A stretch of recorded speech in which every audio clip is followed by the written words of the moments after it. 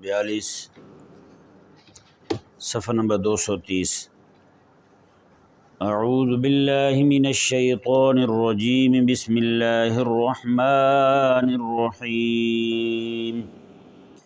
وقد مکر الذین من قبلہم فللہ المکر جمیعا یعلم ما تکسب کل نفس وسيعلم الكفار لمن عقبى الدار۔ پچھلی آیات کریمہ میں کریم آقا صلی اللہ علیہ وآلہ وسلم کی دعوتی جد و جہد کی مخالفت کرنے والوں کے متعلق اللہ تبارک و تعالی نے ارشاد فرمایا کہ ہم ان کی زمین کو کم کر رہے ہیں، اور اللہ تبارک و تعالی جب انہیں سزا کا فیصلہ فرمائے گا تو اس فیصلے کو کوئی رد کرنے والا نہیں ہوگا، اور اللہ تبارک و تعالی بہت جلد حساب لینے والا ہے۔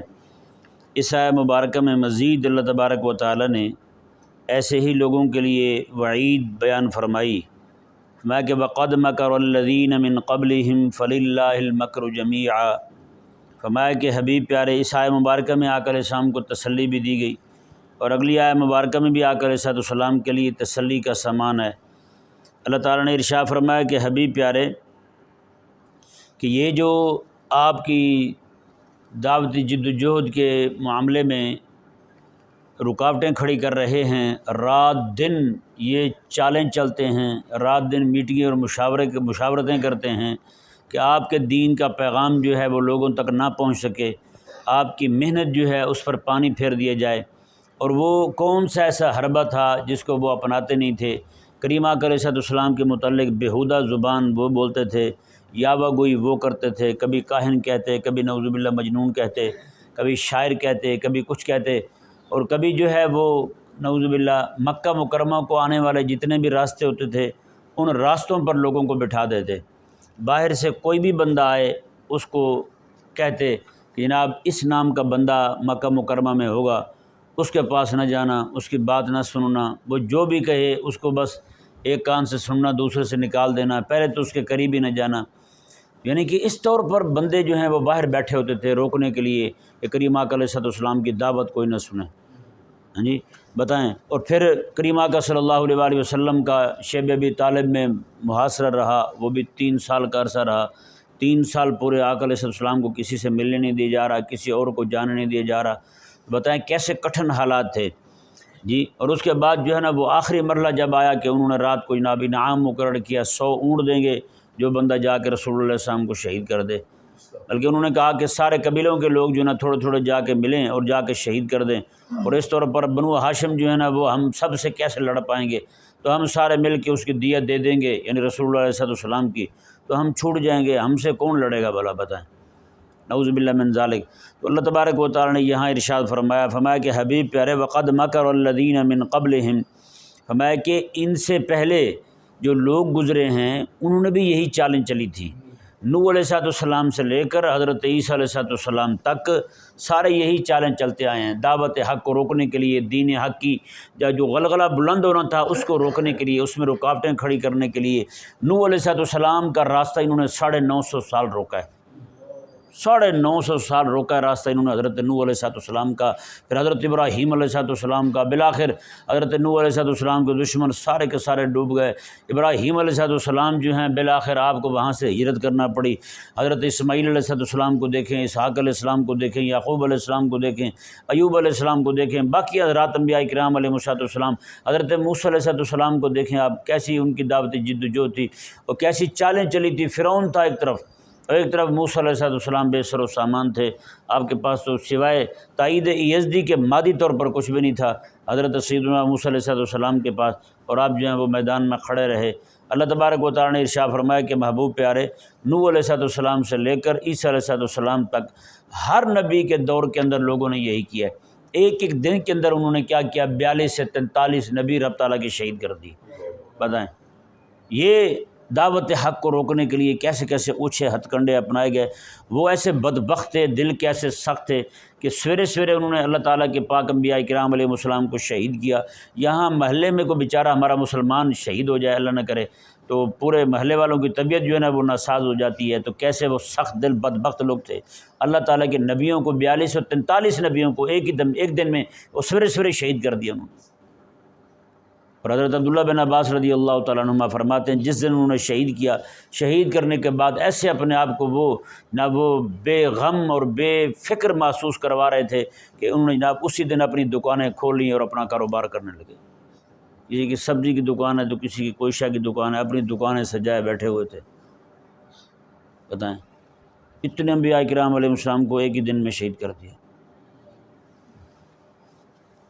نعوذ باللہ من ذالک۔ تو اللہ تبارک و تعالیٰ نے ارشاد فرمایا کہ وقد مکر الذین من قبلہم، انہوں نے پہلے بھی اس طرح چالیں چلی تھی اور وہ تو طاقتور لوگ تھے۔ اللہ تعالیٰ نے فرمایا ابھی پہلے مکے والوں کے پاس تو کچھ ہے ہی نہیں، وہ جسمانی طور پر وہ ان کی عمریں کیسی ہیں، 950 سال ان کو اسلام کا راستہ روک رہے ہیں، تو بتائیں جو راستہ روکنے والے ہوں گے ان کی عمریں کون سی کم ہوں گی؟ 20 سال 25 سال 60 سال تو ہونی نہیں ہے۔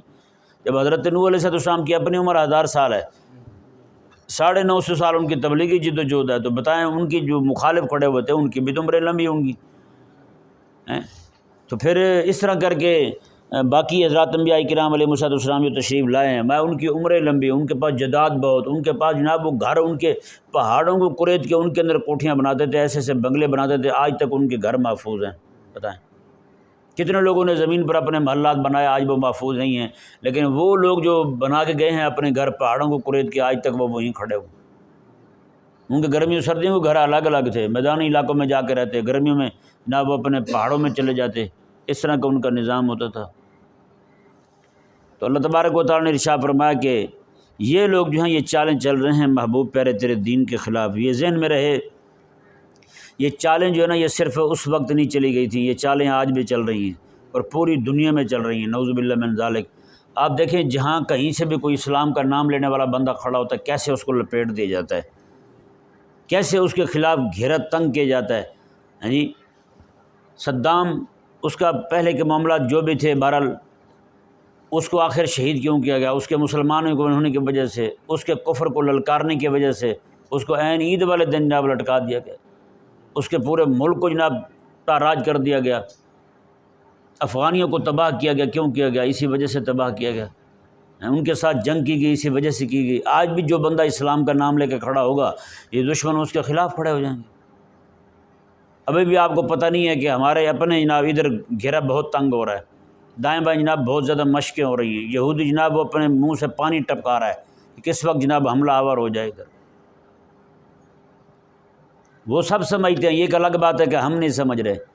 جہاں کہیں سے بھی ہمارا کوئی عالم کھڑا ہونے لگتا ہے، جس کی آواز پہ لوگ لبیک کہنے لگتے ہیں، جس کی آواز پہ لوگ کھڑے ہونے لگتے ہیں، اس کو جناب خاموشی کے ساتھ اپنے غداروں کے ذریعے، اپنے ایجنٹوں کے ذریعے، اپنے کرایہ دار غلاموں کے ذریعے جناب اس کو جناب ایسی پوڑی کھلاتے ہیں کہ وہ بندہ روانہ ہو جاتا ہے۔ کتنے ہمارے آپ خود ہندوستان کی تاریخ کو دیکھ لیں، 1857 والی جنگ آزادی کو، اس کے فتوے کو، اور اس کے بعد ہونے والی تباہی کو، اتنا انگریز کتے ہمارے مسلمانوں کو نہیں مار سکے جتنا جناب اپنے اندر کے غدار تھے انہوں نے مروائے۔ میر جعفر میر صادق کون تھے؟ کذاب لوگ کون تھے؟ خناس لوگ۔ ہاں جی، سلطان ٹیپو شہید رحمہ اللہ تک انگریز کتے کو رسائی دینے والے کون تھے؟ اس کے خلاف غداری کرنے والے کون تھے؟ یہاں جناب مغلیہ سلطنت جو ہے اس کو توڑنے والے کون تھے؟ سلطنت عثمانیہ کو توڑنے والے کون تھے لوگ؟ جہاں کہیں بھی اسلام کا نام لیا جا رہا ہے، اسلام کے غلبے کی بات ہو رہی ہے، بھائی جی چاروں طرف سے اس کو لپیٹا جا رہا ہے۔ چاہے وہ ایک فرد کھڑا ہو کے اسلام کا نام لیتا ہے اس کا کام تمام کر دیا جاتا ہے، چاہے وہ جماعت کھڑی ہوتی ہے اس کا کام تمام کر دیا جاتا ہے، مختلف قسم کی پابندیوں کا سامنا کرنا پڑتا ہے، ان کو اپنے گھر سے بے گھر کیا جاتا ہے۔ وہ والے حالات آج بھی بن رہے ہیں جو مکہ مکرمہ میں بنے تھے۔ یار کیا خیال ہے آج ہمارے مسلمان بہنوں کے ماؤں کے جناب ان کے پردے نہیں نوچے گئے، ان کے بال نہیں کھینچے گئے جناب؟ کون سا ایسا ظلم ہے جو ان کے ساتھ روا نہیں رکھا جاتا؟ یار آج ہندوستان میں دیکھ لیں کون سا ایسا ظلم ہے جو مسلمان بہنوں کے ساتھ نہیں ہوتا؟ تو یہ والے حالات جو ہے نا یہ ایسے سمجھیں کہ جب بھی کھڑے ہوں گے اہل اسلام تو دشمن جو ہے اسی طرح ٹوٹ پڑیں گے ان پر۔ وقد مکر الذین من قبلہم فللہ المکر جمیعا، اللہ تعالیٰ نے فرمایا یہاں پہ یہ ذہن میں رہے مکر کا جو لفظ ہے عربی زبان کا لفظ ہے، اور ہر جگہ ایک لفظ کا معنی ایک ہی نہیں ہوتا، سمجھ نہیں آیا؟ اگر لفظ مکر کی نسبت اللہ تعالیٰ کی طرف ہوگی تو پھر معنی کریں گے اس کا خفیہ تدبیر کرنا، خفیہ تدبیر کرنا۔ اگر اس کی نسبت جو ہے وہ بندوں کی طرف ہوگی اور بندے بھی ایسے ہوں جیسے یہ ہیں اہل کفر ہیں، تو پھر اس کا معنی جو ہے نا وہ خفیہ تدبیر نہیں ہوگا، پھر اس کا معنی فریب ہوگا، فراڈ ہوگا، دھوکہ ہوگا، جو آج اہل ایمان کے ساتھ کیا جا رہا ہے۔ دعوت حق کو روکنے کے معاملے میں اہل اسلام کے جو بھی اہل اسلام میں کھڑا ہوتا ہے اس کو تباہ کر دیا جاتا ہے۔ آج اہل غضب کے پر کیوں ٹوٹے ہوئے ہیں سارے؟ دیکھیں نا آج اہل غضب پر کیوں ٹوٹے ہوئے ہیں؟ آپ یہی دیکھ لیں اہل غزہ جو ہیں ان پہ اتنا ظلم و ستم ہو رہا ہے۔ ہمسائے جو ہیں نعوذ باللہ من ذالک، ہمسائے ایک عرب ملک جو ہے اس کے اندر سے جناب ٹرک گزر کے جاتے ہیں امداد کے۔ امداد کس نے بھیجی ہے؟ دنیا بھر کے مسلمانوں نے بھیجی ہے۔ وہ عرب ملک جو ہے $1,00,000 لیتا ہے ٹرک اندر گزارنے کا۔ میں اپنی سرحد استعمال کرنے دوں گا، $1,00,000 دو تب جائے گا۔ آپ سوچ سکتے ہیں کتنا بڑا ظلم ہے اور کیوں ہے۔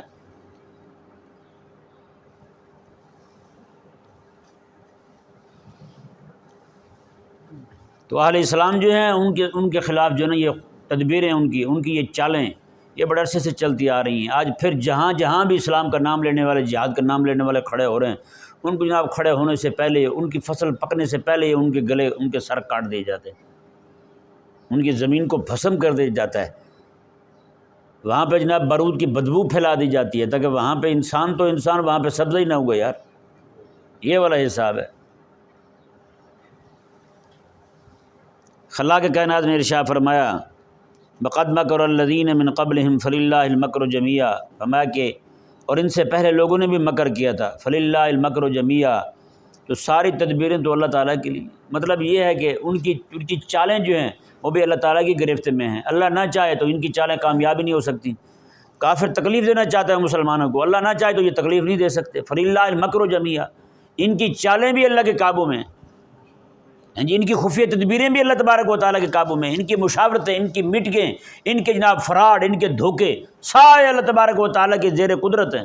ان اللہ تبارک و تعالیٰ نہیں، یعنی اللہ تبارک و تعالیٰ چاہے گا تو یہ تکلیف پہنچا سکیں گے، اللہ تعالیٰ نہیں چاہے گا تو تکلیف نہیں پہنچے گی۔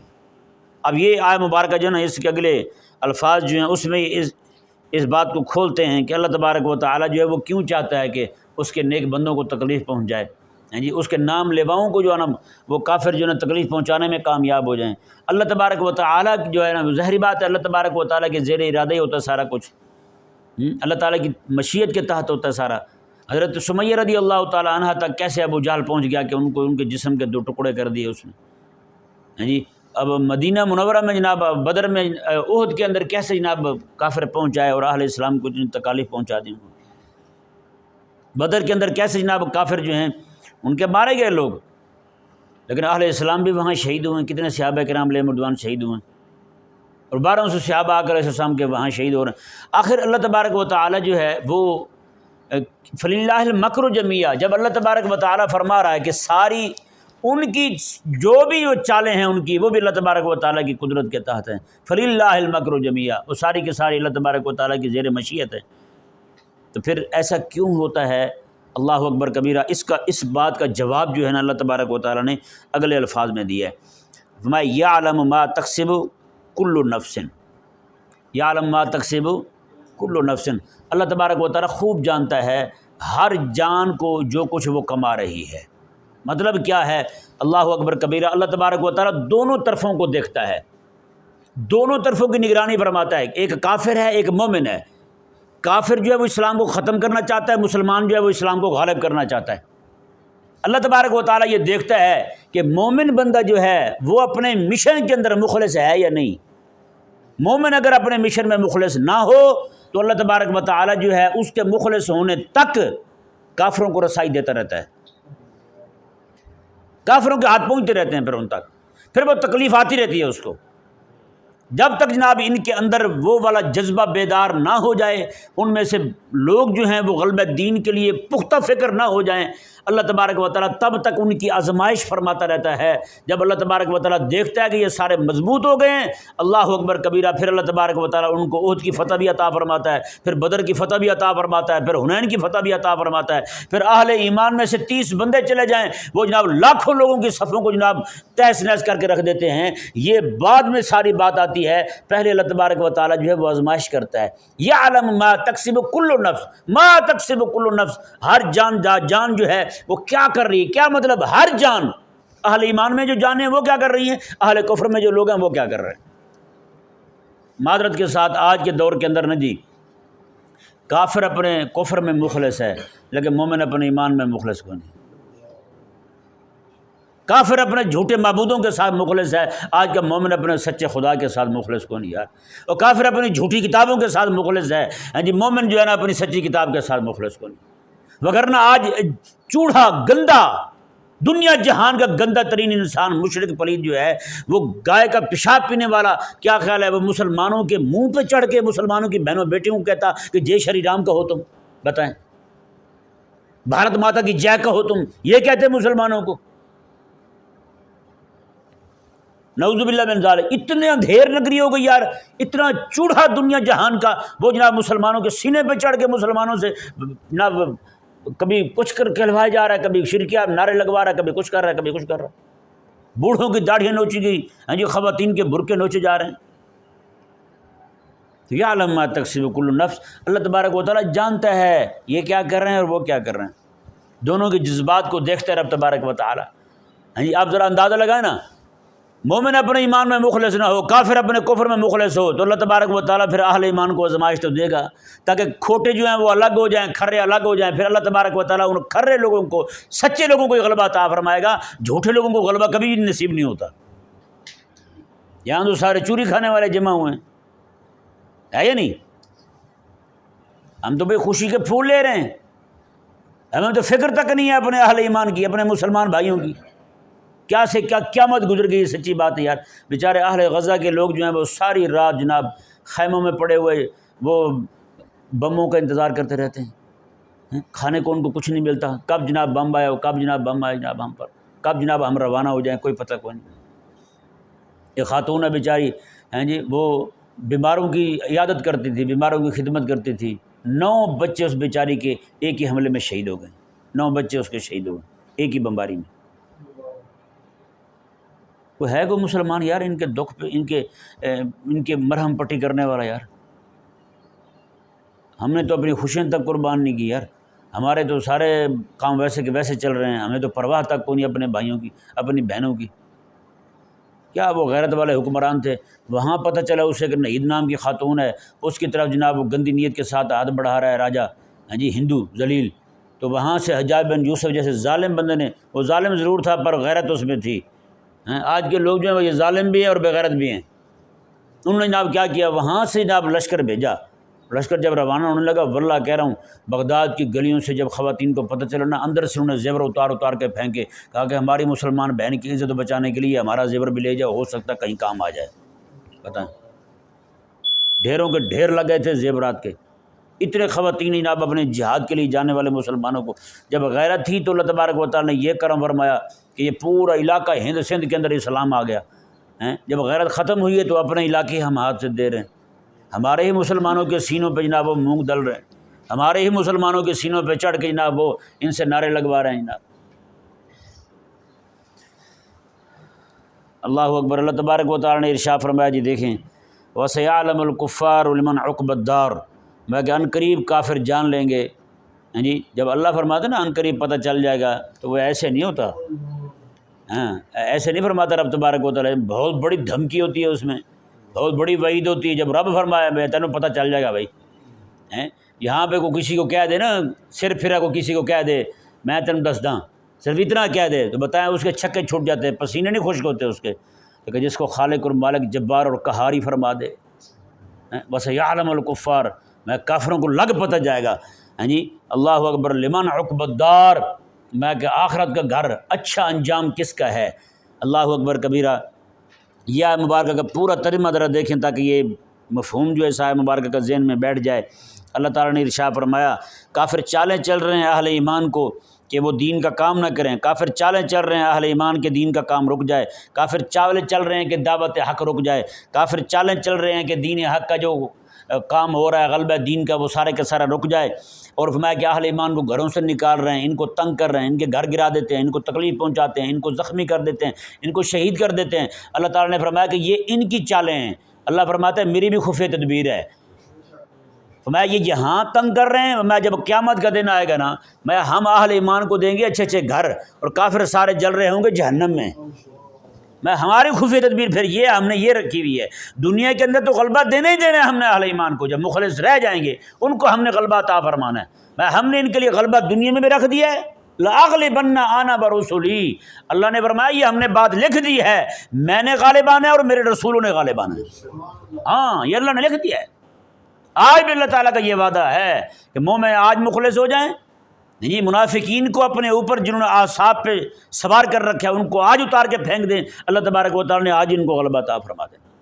لیکن کیا کریں بھائی، 500 بندے ہیں، 500 میں سے 400 بندہ وہ منافقوں کی پیروی میں کھڑا ہوا ہے، 100 جو ہیں وہ ان میں سے 10 اس کے پیچھے کھڑے ہوئے ہیں، 10 اس کے پیچھے کھڑے ہوئے ہیں، اور 10 بیچارے اکیلے رو رہے ہیں، ان کی کوئی سننے والا کوئی نہیں۔ بتائیں کہاں غلبہ آنا ہے بھائی؟ اللہ تبارک و تعالیٰ ایسے لوگوں کو تو غلبہ عطا نہیں فرماتا، اللہ تعالیٰ تو غلبہ دیتا ہے ان کو دیتا ہے جو سچے اور کھرے ہوں۔ اللہ اکبر کبیرہ۔